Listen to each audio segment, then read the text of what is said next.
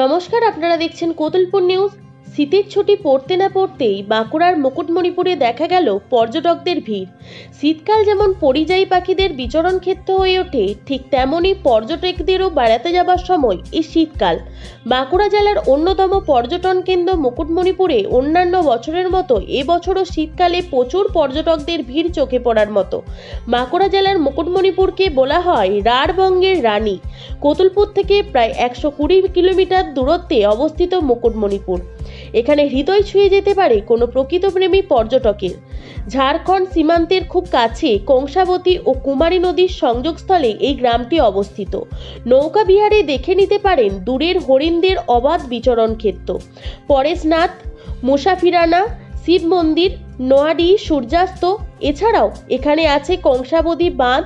এটি ভারতের দ্বিতীয় বৃহত্তম মাটির বাঁধ।